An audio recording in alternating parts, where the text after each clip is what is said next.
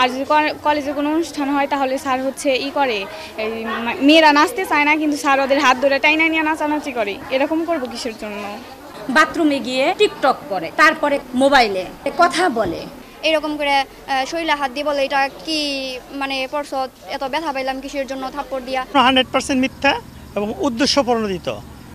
তার একটা মেয়ে আছে 4 বার করে ডিগ্রি ফেল করছে, সেই দোষ আমারে দেয়, আসলে পাশ করতে পারে না তার মেয়ে সহ।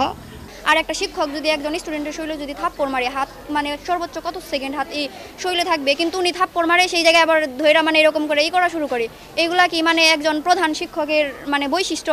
পিছনের বেঞ্চে বসে কি করে ওরা ফেসবুক চালায় ব্যাগের ভিতরে।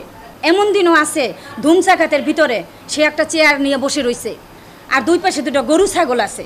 কারণ দেশ স্বাধীন করছে শিক্ষার্থীরা, এখন তাদের ক্ষমতাটা অনেক বেশি। গায়ে হাত তুলে আবার হচ্ছে কল দিয়ে ঠিট দেয়।